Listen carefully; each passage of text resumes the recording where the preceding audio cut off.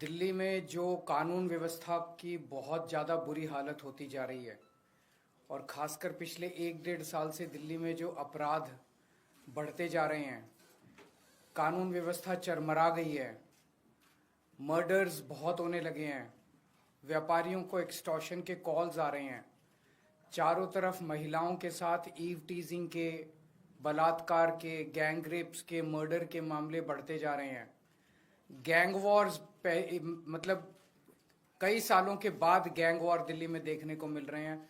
जिस किस्म के गैंग वॉर एक समय में 90s के दशक में बॉम्बे में देखने को मिलते थे, जब बॉम्बे में अंडरवर्ल्ड का बोलबाला था, उस तरह के गैंग वॉर और शूटआउट्स दिल्ली के अंदर देखने को मिल रहे हैं। आज लोग ये कह रहे हैं कि दिल्ली न केवल असुरक्षित है बल्कि दुनिया की सबसे असुरक्षित राजधानी दिल्ली है। 2022 में 501 मर्डर हुए, जो कि पिछले कुछ सालों में सबसे ज्यादा मर्डर्स हैं, और लगभग पिछले 3 महीने में जितने यमुना पार जितने गैंग वॉर हुए हैं उसमें 20 लोगों की जानें गई हैं। तो हालत बहुत ज्यादा खराब हो गई है। चारों तरफ लोग डर और दहशत की जिंदगी जी रहे हैं।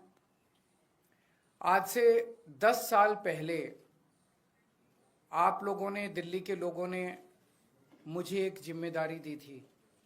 आपने कहा था केजरीवाल जी आप हमारे स्कूल ठीक करो। मैंने स्कूल ठीक कर दिए। आपने कहा था केजरीवाल जी आप हमारी बिजली ठीक करो। मैंने बिजली ठीक कर दी। आपने कहा था केजरीवाल जी आप हमारे अस्पताल, स्वास्थ्य सेवाएं ठीक करो। मैंने वो ठीक कर दी। आपने कहा था केजरीवाल जी आप हमारा पानी ठीक करो।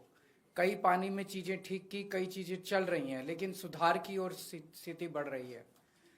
लेकिन दिल्ली के लोगों की सुरक्षा की जिम्मेदारी आपने केंद्र सरकार को दी थी, और केंद्र सरकार में ये सारी जिम्मेदारी केंद्रीय गृह मंत्री अमित शाह जी के ऊपर जाती है। अमित शाह जी की जिम्मेदारी है दिल्ली को सुरक्षित रखने की। अमित शाह जी की जिम्मेदारी है दिल्ली में कानून व्यवस्था को बनाए रखने की।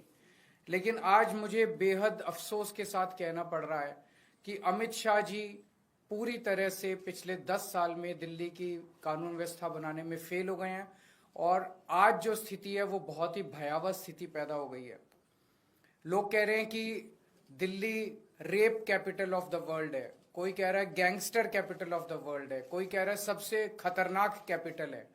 ये सुन के अच्छा नहीं लगता। ये केवल बात दिल्ली की इमेज की नहीं है, ये बात लोगों की सुरक्षा से रिलेटेड है।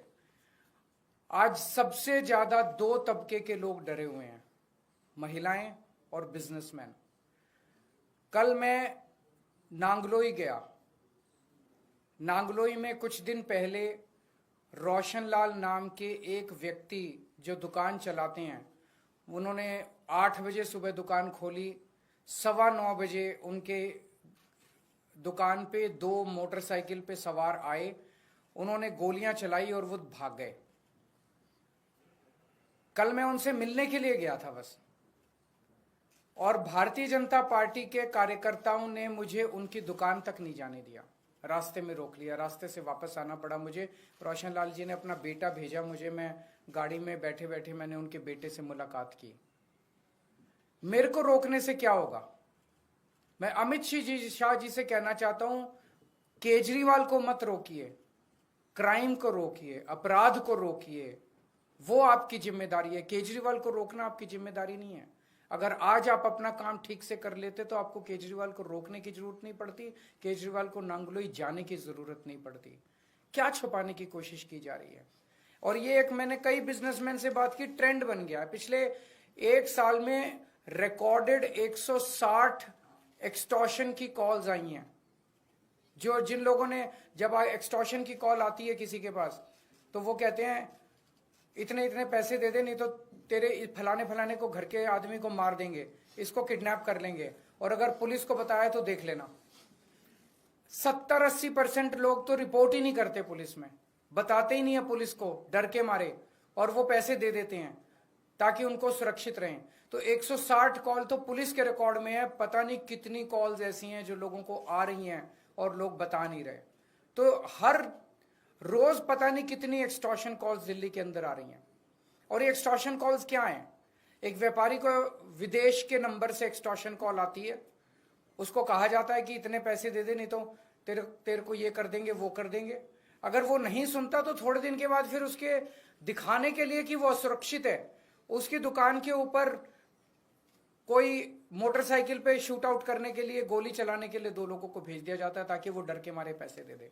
ये इतनी आम बात हो गई है कि दिल्ली से बिजनेसमैन दिल्ली छोड़ छोड़ के आस पड़ोस के राज्यों में जा रहे हैं। बिजनेस करना दिल्ली के अंदर एक बहुत बड़ा गुनाह बनता जा रहा है। महिलाएं असुरक्षित हैं। महिलाओं को, छोटी छोटी बच्चियों के साथ उनकी किडनैपिंग करके उनको रेप कर दिया जाता है, उनको मर्डर कर दिया जाता है। ईव टीजिंग की, मनचलों की घटनाएं मेट्रो के अंदर और बस के अंदर सफर करना दूभर होता जा रहा है। और ये सारी घटनाएं घट रही हैं अमित शाह जी के घर के चंद किलोमीटर के अंदर। अमित शाह जी तो जो कि देश के गृह मंत्री हैं, दिल्ली सीधे उनके अंडर में आती है, दिल्ली की कानून व्यवस्था उनको मेंटेन करनी है।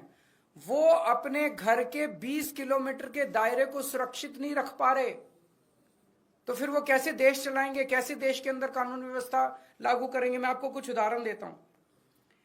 23 नवंबर को गोविंदपुरी में किरणपाल नाम की पुलिस कांस्टेबल, पुलिस वाले भी सुरक्षित नहीं है, जिन्हें हमें सुरक्षा देनी है वो खुद ही सुरक्षित नहीं है। किरणपाल नाम की पुरुष है, किरणपाल नाम के 28 साल के पुलिस कांस्टेबल की चाकू गोद के हत्या कर दी गई, और ये महज अमित शाह जी के घर से 13 किलोमीटर दूर हुआ। 31 अक्टूबर को फर्श बाजार, वहां पे गैंग वॉर में 2 लोगों की मौत हो गई दिवाली वाली रात को, और ये महज 14.5 किलोमीटर, अमित शाह जी के घर से 14.5 किलोमीटर दूर हुआ। 21 अक्टूबर को करोल बाग में एक महिला को किडनैप करके रेप कर दिया गया, अमित शाह जी के घर से महज 9 किलोमीटर की दूरी पे।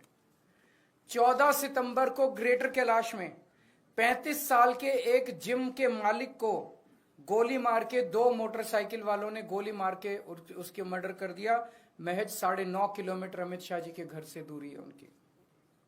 अमित शाह जी से मैं पूछना चाहता हूं, ये हो क्या रहा है?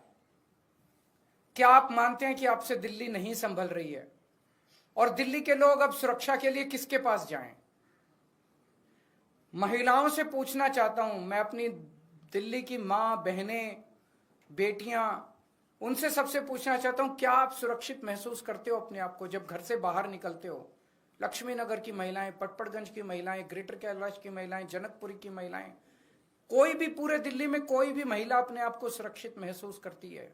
चाहे मेट्रो में जाएं, चाहे बस में जाएं, 7 बजे के बाद अगर बेटी घर ना लौटे तो माँ बाप को चिंता हो जाती है, पता नहीं सुरक्षित होगी कि नहीं होगी। ये हमारा शहर है, और हमारे शहर के किसी भी कोने में हम खुद सुरक्षित महसूस नहीं कर रहे हैं। और बहुत सारे केसेस हैं, बड़ी लंबी लिस्ट है मेरे पास और आपके पास भी होगी। 11 अक्टूबर को सराय काले खां 10 किलोमीटर दूर है अमित शाह जी के घर से, वहां एक 34 साल की महिला के साथ गैंगरेप किया गया और वो अर्धमूर्छित अवस्था के अंदर पाई गई। 12 सितंबर को बेगमपुर में 3 साल की बच्ची को किडनैप करके सेक्सुअली असॉल्ट किया गया, मात्र 8 किलोमीटर अमित शाह जी के घर से। 30 हजारी अगस्त 8 अगस्त को 30 हजारी कोर्ट के अंदर एक वकील ने 21 साल की एक महिला का कोर्ट के अपने चेंबर में बलात्कार कर दिया, मात्र 10 किलोमीटर अमित शाह जी के घर से। 1 अगस्त को दिल्ली कैंट में 9 साल की बच्ची का रेप करके मर्डर कर दिया, मात्र 9 किलोमीटर अमित शाह जी के घर से। इन लोगों ने नारा दिया, बेटी पढ़ाओ बेटी बचाओ। बेटी को पढ़ाने की जिम्मेदारी हमारी थी, हमने बेटी को पढ़ाया। बेटी को बचाने की जिम्मेदारी आपकी थी, आपने बेटी को बचाया नहीं, आप बेटी को बचाने में नाकाम रहे। आज मैं अमित शाह जी से पूछना चाहता हूं कि आपने दिल्ली को दुनिया की सबसे असुरक्षित राजधानी क्यों बनाया? आपने 10 साल में इसको रोकने के लिए क्या काम किया? हमारे दिल्ली के लोग जाएं तो जाएं कहां? आज दिल्ली के लोग भय में जी रहे हैं। क्या आप मानते हैं कि आपसे दिल्ली नहीं संभल रही है? अगर नहीं संभल रही है तो किसी और को जिम्मेदारी दे दीजिए। आज दिल्ली का बुरा हाल कर दिया इन लोगों ने, हम सुरक्षा के लिए किसके पास जाएं? आज दिल्ली के लोग अमित शाह जी से ये पूछना चाहते हैं। ये एक अभी आप लोगों को भी देंगे, ये एक मैप है दिल्ली का, ये अमित शाह जी का घर है, और इस घर से आप देखेंगे 15 किलोमीटर दूर शादरा गैंगरेप केस, 16 किलोमीटर दूर 100 crore fraud bye Chinese national, 9 kilometre दूर एक डॉक्टर को रॉब करके उसका मर्डर कर दिया गया, 6 किलोमीटर दूर आईटीओ गैंगरेप केस, 15 किलोमीटर दूर doctor killed by a teenager. उनके घर से मात्र 15 से 20 किलोमीटर दूर की दूरी के अंदर इतने मर्डर और इतने रेप और इतने फिरौतियों के कॉल्स आ रहे हैं।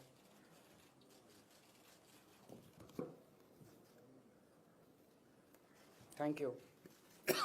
एक दो क्वेश्चंस अगर है तो। आंध्रोई में आप गए तो आपकी गाड़ी को भी घेरा गया, आपके सांसद वहां मौजूद। मेरे को घेरने से क्या फायदा है? मैंने यही कहा कि केजरीवाल को क्यों रोक रहे हो, अपराध को रोको ना।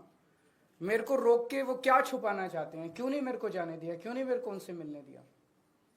सर कल पुलिस का भी बयान आया आपकी इस विजिट को लेकर, उन्होंने कहा कि एक मामला था जो सोशल मीडिया में हाईलाइट हुआ, 24 घंटे के अंदर हमने अपने पकड़ लिए थे, उनको सुरक्षा भी दे दी थी, उसके बावजूद ये एक ट्रेंड चल रहा है जो मैंने कहा, फिरौती की कॉल आती है, वो आदमी फिरौती नहीं देता तो एक शूट आउट करके उसको डराया जाता है। शूट आउट करने वाले लोग हायर्ड लोग होते हैं, किराए के लोग होते हैं। तो उसके यहाँ भी 2 लोग गए, 2 लोगों को पकड़ा, जिन्होंने गोलियां चलाई उनको पुलिस ने पकड़ा। वो दोनों लोग मुझे बताया गया वहां पे कि उन दोनों लोगों ने कहा है कि हमारे मालिक तो कोई और है। उस मालिक को क्यों नहीं पकड़ा गया? केस बंद कर दिया गया है। केस बंद कैसे कर दिया गया? जिसने फिरौती मांगी और जिसने ये पूरी घटना रची उसको क्यों नहीं पकड़ा गया? जिसने भेजा इन दोनों को, उनको क्यों नहीं पकड़ा गया अभी तक?